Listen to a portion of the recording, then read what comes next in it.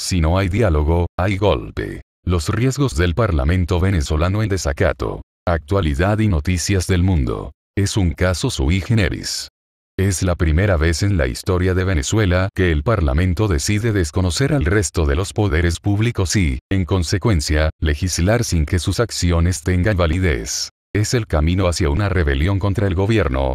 Todo sigue su curso normal, pero puertas adentro del hemiciclo, no. Hoy los diputados de la oposición, que tienen mayoría parlamentaria, celebraron una sesión sin la contraparte del chavismo. Aprobaron 2 acuerdos, pronunciaron discursos de ataque al gobierno nacional y convocaron a otra reunión la próxima semana. Sin embargo, ninguna de esas decisiones tiene validez. El Parlamento está suspendido. Es irrelevante porque, desde el punto de vista de sus funciones constitucionales, sus actuaciones y efectos son jurídicamente inexistentes, explica el analista político Luis Quintana en entrevista a RT. ¿Qué invalida sus acciones? En principio, el desacato a las decisiones del Tribunal Supremo de Justicia, TSJ. El inicio de la ilegalidad. El 28 de julio del año pasado, la directiva opositora en la Asamblea Nacional, incorporó como diputados a 3 candidatos de la derecha en el estado Amazonas, a pesar de que el TSJ había prohibido su juramentación por el presunto fraude en la elección. Allí empezó el desacato. El TSJ es una instancia inapelable, es la última a la que se puede acudir, recalca Quintana, pero ellos decidieron desoír la decisión y, a partir de entonces, todas sus actuaciones han venido siendo anuladas sistemáticamente. Esta es una situación sui generis, esto nunca había ocurrido en la historia contemporánea de Venezuela.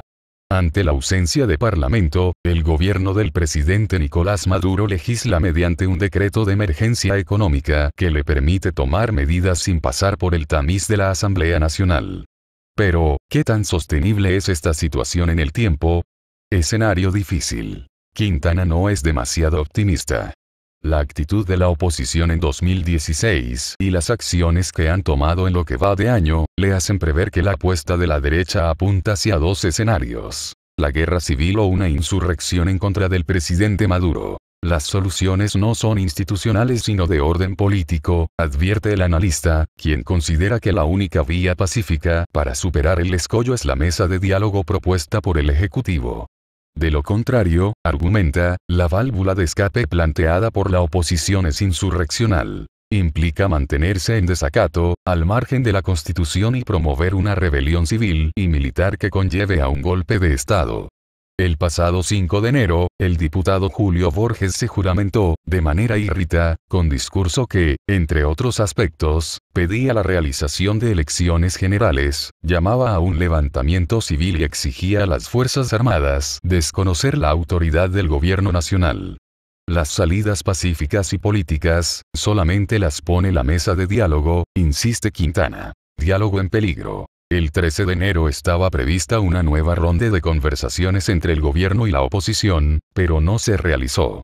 Los dirigentes de la oposición se negaron a asistir al encuentro por considerar que el gobierno había incumplido los acuerdos pactados, y el chavismo culpó de lo mismo a sus adversarios políticos. Si no hay diálogo, hay golpe, dice Quintana al respecto.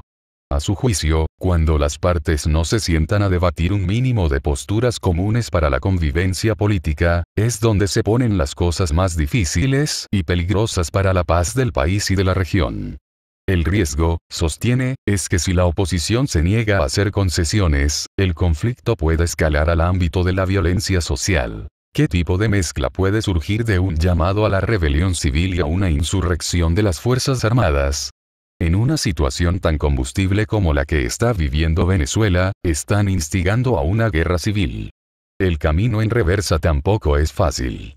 La trampa para la oposición, considera el analista, es que asumir los dictámenes del TSJ, las disposiciones de la Constitución y sentarse a dialogar con el gobierno, es entrar en conflicto con las promesas irresponsables que le han hecho a sus seguidores. La diatriba interna de la derecha también atiza esas contradicciones. Unos, apunta Quintana, están proponiendo una vía rápida violenta para salir del chavismo, como los partidos Voluntad Popular, Primero Justicia y una parte de Acción Democrática. Mientras las toldas más pequeñas apuestan por las elecciones regionales, que son las que están en puerta, en vez de insistir en unas elecciones generales que no están previstas ni por el CNE, ni por la Constitución, que son inviables. Espejismos de opinión. En las últimas semanas, las autoridades juramentadas de manera ilegal por la oposición en el Parlamento dieron un paso definitivo para torpedear el diálogo. Declararon el supuesto abandono del cargo del presidente Maduro. La medida, que no tuvo ningún efecto en el ámbito nacional, se replicó en medios internacionales con cierta estridencia. Es lo que ha pasado siempre. La oposición genera una ficción en el exterior cada vez que proclama leyes o decisiones que no tienen ninguna validez jurídica, como fue el caso del supuesto abandono del cargo de Maduro. Ellos lo hacen para proyectar ante el mundo que el país ni siquiera hay presidente, pero eso solo es verosímil a los medios hegemónicos, no para el pueblo venezolano.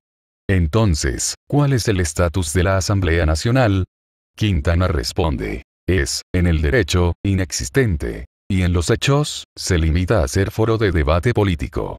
El Parlamento no va a existir hasta tanto acate la Constitución. Actualidad y noticias del mundo.